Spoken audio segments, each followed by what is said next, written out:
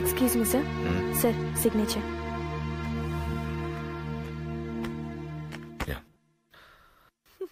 Hello sir. ఎందుకు నవ్వుతున్నావు? Sir అప్పుడు సిద్ధు సార్ కూడా ఆఫీస్కి వచ్చినప్పుడు ఇలాగే. Sorry sir.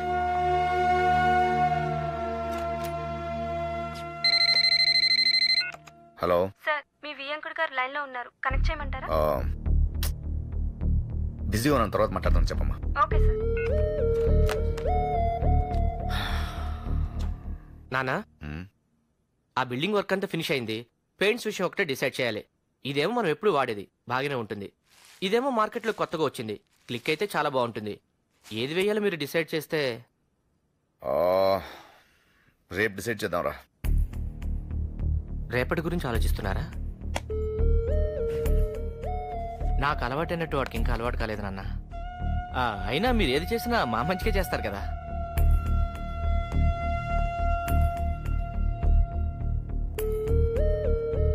గౌతమ్, నాన్న రిస్క్ వద్దు, పాతదే ఓకే చెయ్యి.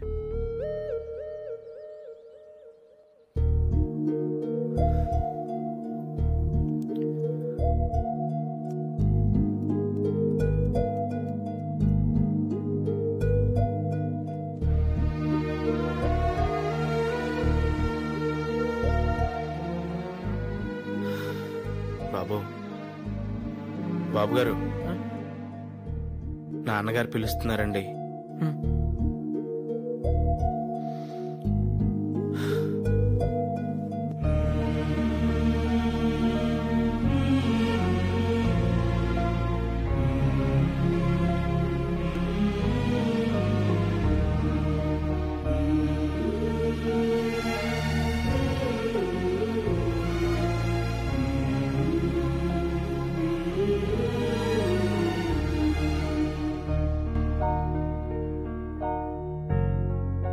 చేసావా?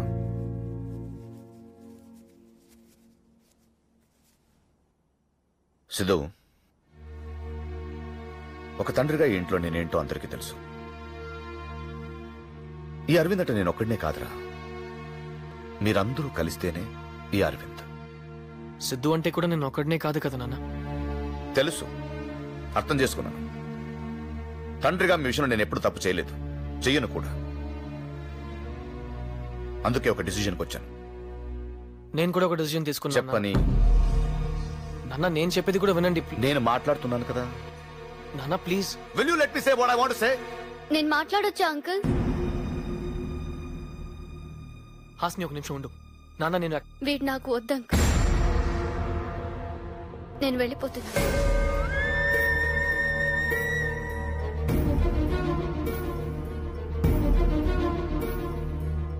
నాకు మాట్లాడడం రాదు అంకుల్.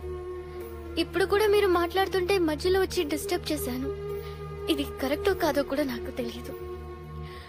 కానీ సిద్ధుకి మాత్రం నేను కరెక్ట్ కాదని అనిపిస్తుంది. మీరు నన్ను ఇంటికి తీసుకురమ్మన్నప్పుడు 7 రోజుల్లో ఒక మనిషి గురించి ఎలా తెలిసిపోతుందా అనుకున్నాను. కానీ తెలుసుకోవచ్చని ఇక్కడికి వచ్చిన తర్వాత అర్థమైంది. మీరు నా గురించి ఏం తెలుసుకున్నారో నాకు తెలియదు అంకుల్, కానీ సిద్ధు గురించి నేను చాలా తెలుసుకున్నాను. ఒకప్పుడు వీలైతే 4 మాటలన్నాడు, ఇప్పుడు అస్సలు మాట్లాడొద్దంటున్నాడు. ఒకప్పుడు సరదాగా మాట్లాడడానికి ఫోన్ చేసేవాడు, ఇప్పుడు తిట్టడానికి ఫోన్ చేస్తున్నాడు. ఒకప్పుడు నాలో ఏం నచ్చిందన్నాడో, ఇప్పుడు అదే నచ్చట్లేదంటున్నాడు. అయినా సిద్ధు నన్ను తిట్టాడని వెళ్ళట్లేదు అంకుల్. ఇంతకు ముందు కూడా సిద్ధు నన్ను తిట్టేవాడు, అందులో ప్రేమ కనిపించేది. ఇప్పుడు అది లేదు.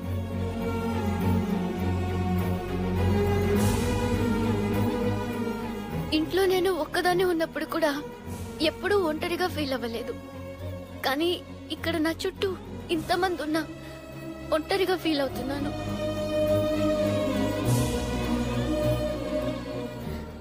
నాకు ఇంట్లో ఒకలాగా బయట ఒకలాగా నటించడం రాదు అంకుల్.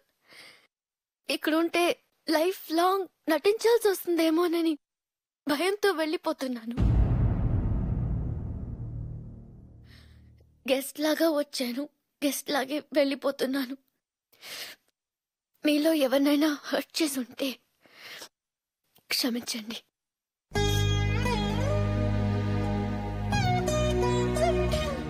Bye aunty. ఆటో తీసుకొచ్చానమ్మా.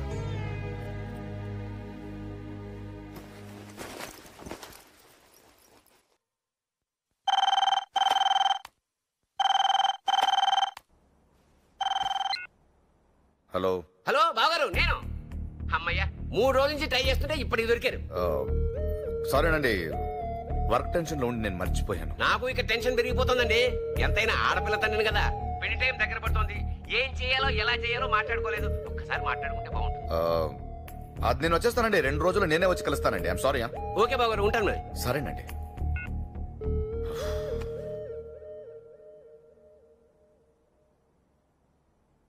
రే సిద్ధు, ఎందుకు డల్గా ఉన్నావు? చూసావుగా, ఫోన్ మీద ఫోన్ చేస్తున్నారు. ఏం చెప్పమంటావు? అసలు వీళ్ళు మొహం అలా పెట్టుకురా, నాకు నచ్చదు. ఏమే, నువ్వైనా చెప్పు వాడికి. చెప్పువే. నువ్వు కూడా ఏంటే జరుపుకోవడం ఏదో జరిగిపోయినట్టు. అరే, ఏమైంది? అందరికి డల్గా ఉన్నారు. ఆ అమ్మాయి తనంతట తానే వెళ్ళిపోతే నన్నేం చేయమంటారు? నేను చేయాల్సింది చేశాను. ఈ టైంలో ఏ తండ్రైనా ఒక అమ్మాయి 7 రోజులు ఇంట్లో వచ్చి ఉంటుందంటే ఒప్పుకుంటాడా? ఒప్పుకున్నాను. ఎవరి కోసం? వీడి కోసం. ఇప్పుడు తనే వెళ్ళిపోయింది. ఏం చేయమంటారు? వెళ్ళడం మంచిదే అయిందిలే. 7 రోజులు ఉండలేకపోయింది ఇంట్లో. ఇక లైఫ్ లాంగ్ ఉంటుందా? సిద్ధు, ఇప్పటికైనా అర్థం చేసుకో. నీకేం కావాలో నీకు తెలీదు. మీకు తెలుసా? ఏంటి? వాడికి ఏం కావాలో నిజంగా మీకు తెలుసా? తెలియకుండా నేను నడిపించానా? అవును. ఏంటి? తిట్టేస్తాను మిమ్మల్ని. ఆ అమ్మాయి గురించి ఎందుకు మాట్లాడుతున్నారు? అసలు వీడి గురించి మీకేం తెలుసు? ఇంట్లో ఉన్నట్టే పిల్లలు బయట కూడా ఉంటారనుకుంటున్నారా? ఉండరు. వీడు గుమ్మం దాటితే ఎలా ఉంటాడో మీకు తెలుసా? రాత్రిపూట గోడలు దూకుతాడు, అబద్ధాలు ఆడతాడు, బయట నలుగురిని కొడతాడు, తాగుతాడు. తాగేసి ఏం చేస్తాడో తెలుసా? అమ్మా, తాగేసి తాగుతాడని చెప్తున్నాను కదా, చాలదా? వదిలేమ్మా ప్లీజ్. నేను ఈ ఫ్యూచర్ గురించి మాట్లాడలేదు, నా కొడుకు ఫ్యూచర్ గురించి మాట్లాడుతున్నాను.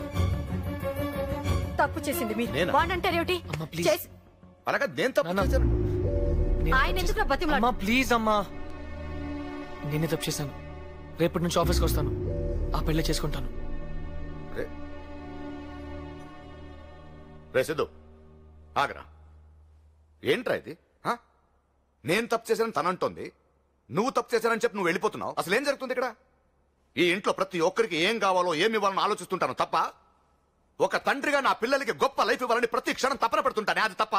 చెప్పు, నాకు అర్థం కావట్లేదు. చెప్పు, ఏం తప్పు చేశాను? మొత్తం మీరే చేశారు.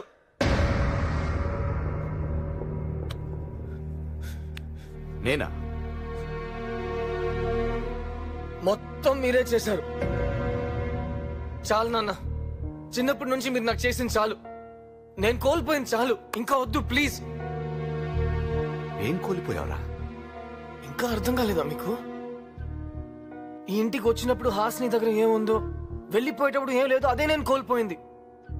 ఆనందం, చిన్న చిన్న ఆనందాలన్నీ కోల్పోయినా మీ వల్ల. మీరెప్పుడు మీ కొడుకుని గొప్పవాడిని చేయాలి, గొప్ప లైఫ్ ఇవ్వాలని ఆలోచిస్తారు.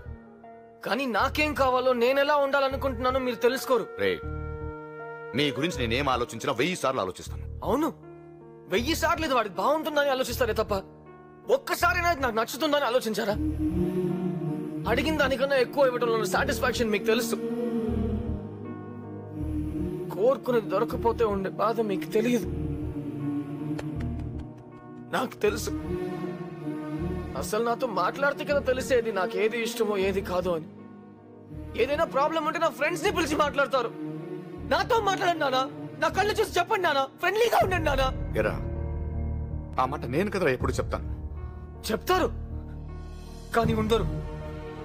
ఎందుకంటే అంతా మీకు నచ్చినట్టే జరగాలి కదా. ఈ షర్టు మీరే సెలెక్ట్ చేస్తారు, మీరే సూపర్ అంటారు. అదే నాకు బెస్ట్ అని మీరు నన్నే కన్విన్స్ చేసేస్తారు.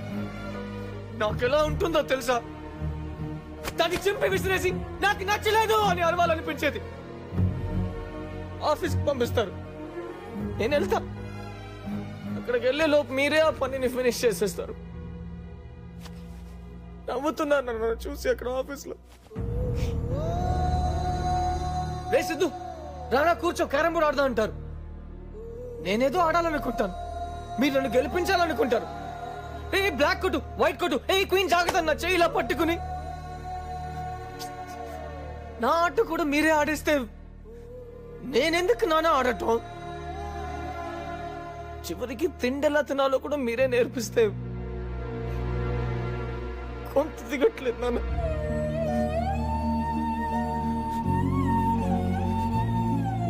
మీకు తెలియదు, మీకు నచ్చినట్టు ఉండలేక, నాకు నచ్చింది చేయలేక నేను నరకం చూశాను నాన్న. నరకం చూశాను. ఫ్రస్ట్రేషన్, కోపం, చిరాకు ఎవరి మీద చూపించాలో, ఎలా చూపించాలో కూడా తెలియకపోతే చివరికి ఒక్కరోజు అమ్మ మీద కూడా అరిచేశా. దాంతో అమ్మ నాతో మాట్లాడటం మానేసింది.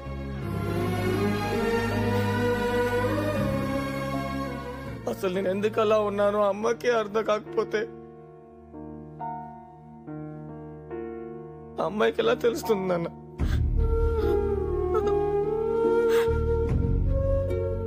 వెళ్ళిపోయింది. ప్రేమే లేదు, సిద్ధు నాకు కరెక్ట్ కాదని చెప్పి వెళ్ళిపోయింది. ఇంటికి తీసుకొచ్చినప్పుడు అమ్మాయికి ప్రామిస్ చేశాను, నీకు ఒక మంచి ఫ్యామిలీని ఇస్తానని. కానీ ఈ రోజు చెప్తున్నాను, ఈ ఫ్యామిలీ ఒక మంచి అమ్మాయిని కోల్పోయింది. She's gone.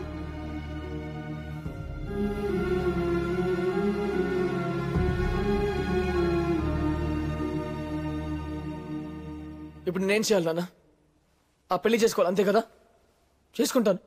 కానీ ఒకటి చెప్తున్నాను, ఇప్పుడు దాకా మీరు ఇచ్చిన ఈ షర్టు, బైక్, ఆ రూమ్ లో ఉన్న వస్తువులకి వాటికి తెలియదు అవి నాకు నచ్చవని.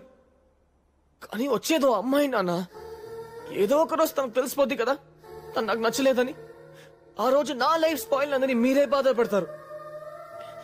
ఇప్పుడు దాకా ఒక తండ్రిగా మీరు గెలిచారనుకుంటున్నారు కదా, కానీ మిమ్మల్ని గెలిపించడానికి 24 ఏళ్లుగా నేను ఓడిపోతూనే ఉన్నాను నాన్న. ఇలాగే ఓడిపోతూ ఉంటే ఏదో ఒక రోజు ఏంటా నా లైఫ్ ని తిరిగి చూస్తే నా లైఫ్ మొత్తం మీరే ఉంటారు, అందులో నేను ఉండను. ఇన్నేళ్ళుగా నేను హ్యాపీగా లేను నాన్న. హ్యాపీగా ఉండడానికి ట్రై చేశాను, ఇక ముందు కూడా అలాగే ఉంటాను. కానీ అదో రిక్వెస్ట్ నాన్న, నాకు నచ్చనిది ఇచ్చి నేను సంతోషంగా ఉండాలని మాత్రం కోరుకోకండి నాన్న, ప్లీజ్.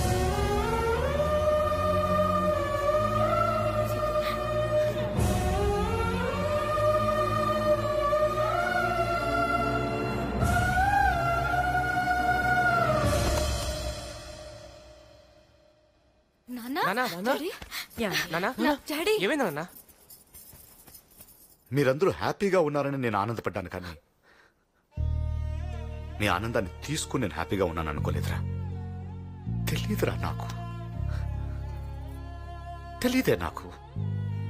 బిజినెస్ లో ₹1,00,00,000 వస్తే పెద్ద విషయం కాదు, కానీ నీకు ఒక్క షర్ట్ కొనిస్తే రోజంతా 10 మందికి చెప్పుకునేవాటిరా. కానీ నా ఆనందం కోసం మిమ్మల్ని బాధ పెట్టానని ఎప్పుడు అనుకోలేదురా. సారీ రా నాన్న. ఎరా చెప్పొచ్చు కదరా నాకు. ఇన్ని సంవత్సరాలు ఇంత బాధ లోపల దాచుకొని ఎందుకు చెప్పలేదురా? ఎందుకే చెప్పలేదు నాన్న? చెప్తే మీరు ఇలా అయిపోతారని నాకు తెలుసు. పిల్లల్ని సరిగా పట్టించుకొని ఫాదర్స్ కి ఏవైనా చెప్పొచ్చు. మీరు గొప్ప ఫాదర్ నాన్న. ఒక్కొక్క నిమిషం మా గురించి ఆలోచిస్తూ, చేతులు పట్టుకుని నడిపిస్తూ అంతలో ఆనందపడతారు. ఆ ఆనందాన్ని లైఫ్ లాంగ్ మీకు ఇవ్వాలనుకున్నాను నాన్న. నేను మిమ్మల్ని వదులుకోలేను నాన్న. అందుకే 2 విషయాల్లో నా చేయి మీకు తెలియకుండానే మీ చేతుల్లోంచి తీసుకోవాలని ట్రై చేశాను. ఇప్పటికీ నా చేయి మీ చేతుల్లోనే ఉంది నాన్న.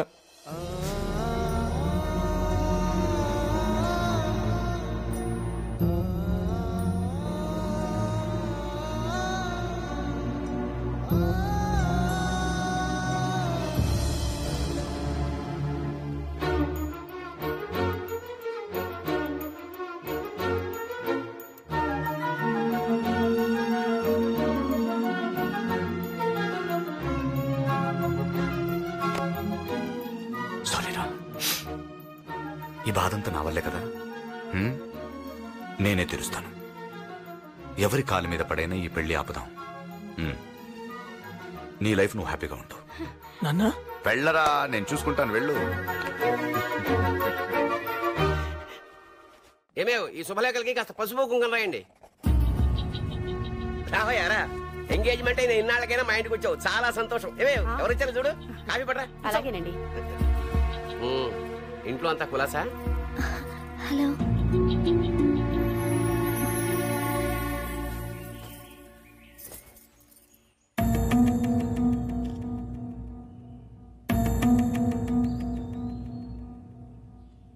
అమ్మాయితో అయినా మాట్లాడడానికి వచ్చా? సరే మాట్లాడుకోండి. మీతోనే మాట్లాడాలి అంకుల్. చెప్పు. అంకుల్ ఈ పెళ్లి ఆపేద్దాం అంకుల్. థ్యాంక్స్ అమ్మా. ఏంటి సారీ చెప్పాల్సిన వాడు థ్యాంక్స్ చెప్తున్నాడని చూస్తున్నావా? నువ్వు మా ఇంటికి రాకపోయి ఉంటే సిద్ధు ఏంటో మాకు తెలిసేది కాదు. నువ్వు ఆ ఇంటి నుంచి వచ్చేయకపోయి ఉంటే నేనేంటో కూడా నాకు తెలిసేది కాదు. ఈ 24 ఏళ్లలో నా వల్ల వాడేం కోల్పోయాడో చెప్పాడమ్మా. అవన్నీ నేను తిరిగి ఇవ్వలేను, ఒక నిన్ను తప్ప. నిన్నిస్తే వాడి 24 ఏళ్ల లైఫ్ తిరిగిచ్చిన వాడిని అవుతాను. ఒక తండ్రిగా నేను గెలవడానికి ఉన్న ఒకే ఒక అవకాశం అమ్మా ఇది. నన్ను గెలిపిస్తావా? నువ్వేం చెప్పినా నేను ఒప్పుకోను. సరే నువ్వు కుర్రాడివి, నీకు తెలీదు. పెద్ద మనిషి ఆయన బుద్ధి ఏమైంది? ఆయన్నే అనొద్దండి, తప్పు నాదే. అందుకే నేను వచ్చాను. నేను చెప్పేది వినండి ప్లీజ్. ఏం చెప్తావయ్యా? గొంతు కోసా నొప్పిగా ఉంటుంది, బాధపడద్దు అనే. చూడు బాబు, మగాడికి పీటల మీద పెళ్లి ఆగిపోయినా పెద్ద నష్టం లేదు. అదే ఆడపిల్లకి నిశ్చితార్థం అయ్యాక పెళ్లి ఆగిపోతే ఎంత బాధగా ఉంటుందో నీకు తెలియదు. అంకుల్ మీరు పెళ్లికి ముందు జరిగిన నిశ్చితార్థం గురించి ఆలోచిస్తున్నారు.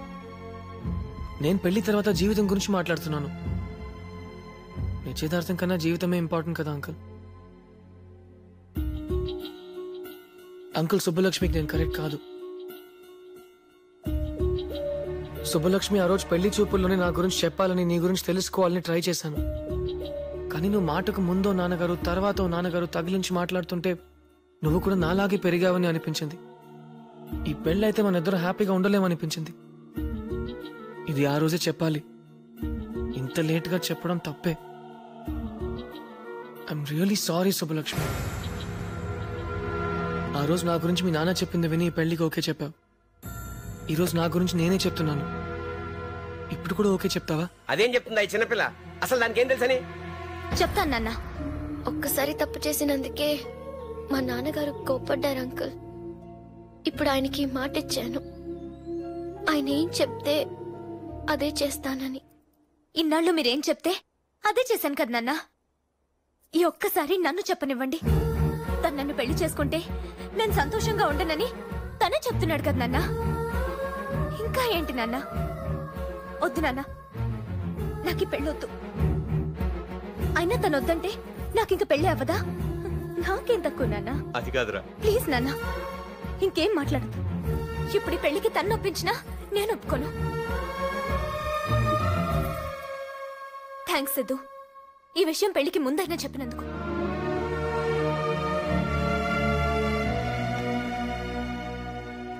మీ నాన్నగారితో నేను మాట్లాడతానమ్మా.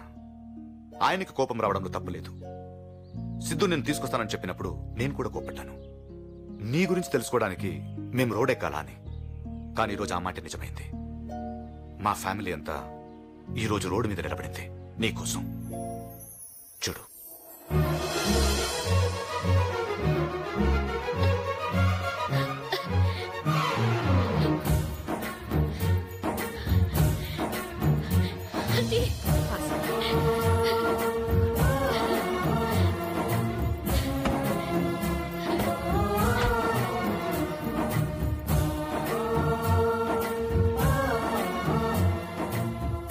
ఇడియట్.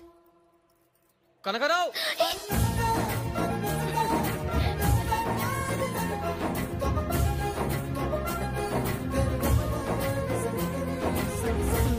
ఏం బాస్, అంత బాగానే జరిగింది కదా, మళ్ళీ ఎందుకు తిడుతున్నావు? బానే జరిగిందా? అసలు కథ ఇప్పుడే స్టార్ట్ అయింది. ఈ తండ్రులు ఉన్నారే,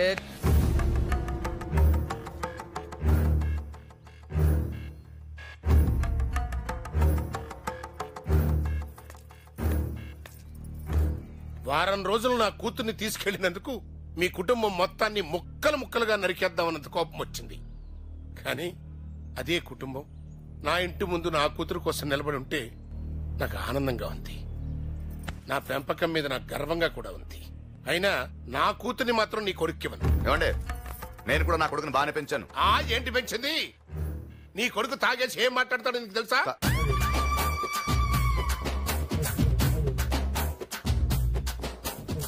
తాగేసి కన్న తండ్రిని నిన్నే వండబూతులు తిడతాడు. సర్లేండి, నా కొడుకు నన్నే కదా తిట్టాడు. తప్పు చేశాను, తిట్టాడు, అంత మాత్రం చెడ్డోడైపోతాడా? తండ్రినే గౌరవించడం చేతగాని కొడుకు రేపు భార్యను గౌరవించే మంచి భర్తగా ఎలా ఉంటాడు? ఉంటాడండి, ఉంటాడు. నాకు ఆ నమ్మకం ఉంది. కావాలంటే ఒక 7 రోజులు మీ ఇంటికి పంపిస్తాను. వద్దని ఒక రీజన్ చెప్పండి, ఒప్పుకుంటాను.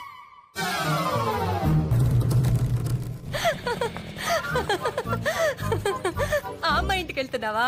అదే నా అమ్మాయి ఇల్లు. ఏవైనా సరే ఈసారి మాత్రం మీ నాన్న చేసిందే కరెక్ట్. ఒక మంచి కొడుకుగా ప్రూవ్ చేసుకున్నావు, మంచి లవర్ గా కూడా ప్రూవ్ చేసుకోవాలి. Okay Siddhu, all the best.